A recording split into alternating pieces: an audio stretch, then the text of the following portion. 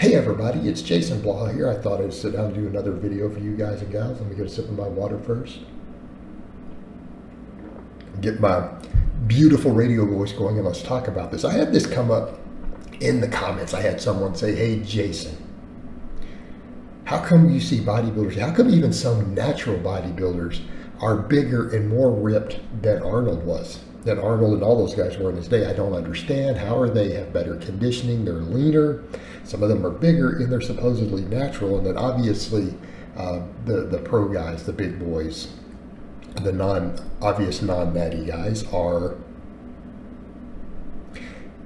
bigger and leaner. And I think this is a point people forget. And again, I'm not a fan of the excessive leanness. I personally think that level of body fat and conditioning would probably look better to the mainstream if they went back to it. Okay, it really would. So people say, how does that happen? Well, again, that kind of is one of the things I laugh at when people bring up when we discuss diets. They'll say something like, well, you know, Arnold would get ready for his shows on a really low carb diet. So how can you say high carbs? I'm like, but there's guys today who do really high carb diets who get leaner than he did, who don't even have his great genetics. I'm just saying. So that's not an argument. But let's come over and answer the real question. I think the question here is obvious. Because people say it can't be, the person said in the conversation, it can't be PEDs because they had PEDs back then.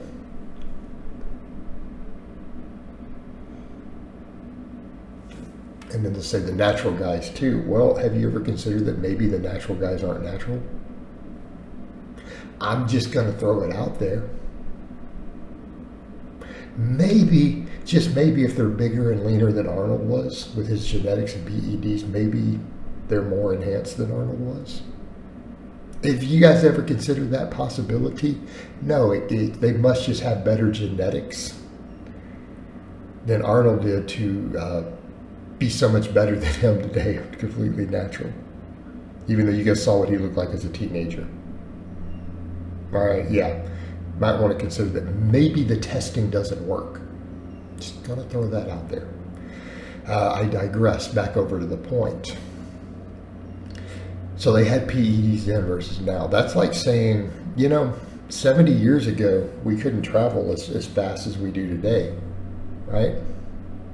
Modern era, right? Different era. Why do we travel around the world so much faster and easier? We had airplanes in the 40s. I don't see. We had airplanes then, we had airplanes now. Why are we suddenly faster? Well, if you consider that maybe we have faster, better airplanes and better technology today. So isn't that your answer? I mean, really, that's what it comes down to. Not that knowledge got it. Really, people learned how to run a better calorie deficit. They learned how to eat less. That's why they're more ripped. They learned how to train with more volume than Arnold. Say Arnold trained for 4 hours a day, 6 days a week. I'm gonna ask, I mean, do people really think these current bodybuilders all train better than Arnold did? Think they all diet harder than he did? I think the answer is obvious. So something going with the performance enhancement. And might I, because again, I'm not going to make topics discussing these things in any detail, but I'm just going to be subtle about it and give hints. Okay. In Arnold's day, how did they get big? Well, they had one pathway available. Okay. 1954, the official, of course they were out before that. 1954. The first anabolic was released, paid for by the U.S. government, right? This is all public knowledge. U.S. government paid for it. They sponsored the program to get it made real fast to beat the Russians in the Cold War. That one is still around today. Back Arnold loved it. 1954. But you come forward for a while, what do? They have the same technology. Everything that they did activated the androgen receptor in the muscle tissue. That's how they made all their gains. They had one anabolic pathway through substances, and they were not illegal at that time either. In Arnold's day, you could walk into the pharmacy and buy it over the counter. These were perfectly legal over the counter products. So they weren't even illicit substances in that regard. They didn't require prescription. They weren't illegal. They were eventually, due to sports reasons, were made that way. They had one pathway in the body, androgen receptor. Hopefully people are aware that, number one, they used less back then. Just going to go out on a limb and say you could look at what people admit to doing today versus conversations from guys back then. First of all, they use more. This may be a big surprise to people, but again, the same technology they had back then, most things when you put them into your body, more has a more pronounced effect. Doesn't always mean better, but it will produce a larger response. In other words, if we drink alcohol, this is not alcohol. 10 shots will get you more intoxicated than 2 shots will. People will say, are they really using that much more versus back then? Oh, hell yeah, they are. Oh, yeah, they are. And I thought that was common knowledge that they do, including naturals oftentimes do too. Use more than Arnold. Well, what about all the other stuff? They had one pathway. Now we have all sorts of other pathways. Example, growth hormone. Completely different pathway.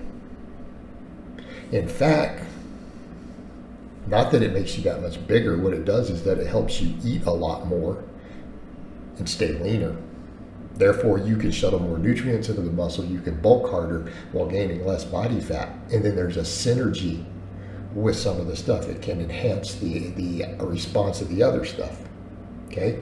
Well, that was a big game changer. How about insulin? How about IGF-1? Completely separate pathways to build muscle in the body. These are all used, okay? These are all used by current modern bodybuilders. All of these things, plus all sorts of experimental drugs sometimes they try everything pretty much. Pro bodybuilders are known for trying every new thing that comes out, and if the side effects are too high to manage, they don't keep doing it. But if they get some benefit, they'll do it. I mean, everything, all sorts of crazy stuff has been tried, prostaglandins, everything. But the insulin was a big one. That's why Dorian Yates was so big. Okay, he was that generation that started doing that, and he got way bigger. Okay, and it's just spiraled from there. So when you look at it from that perspective, so a lot of the naturals, they're not going to fail tests for some of these other things. They can mix all that in while still doing things to get around the test with certain, because keep in mind, androgen receptor is the androgen receptor. Okay, so maybe you don't get to use the cleanest stuff or the lowest side effect or the one you would want because it shows up on a test, but you can find something else that has that same pathway that can pass on your test. And a lot of them, they don't test that well anyways. So they have that. They can still get that response from Arnold's day, but a lot of that other stuff won't show up on tests or way easier to mask. So then they can get that whole synergy of all of that on top of it. So yes, in theory, a lot of the natural bodybuilders can potentially be more enhanced than Arnold was. So that is literally your only reason. That is why bodybuilders today are bigger and leaner than that era. I think we can sum it up as stronger and more stuff. Pretty straightforward. All right, guys, but that's really all I have to say on that today. I hope it's been informative, and I will talk to you guys and gals next time.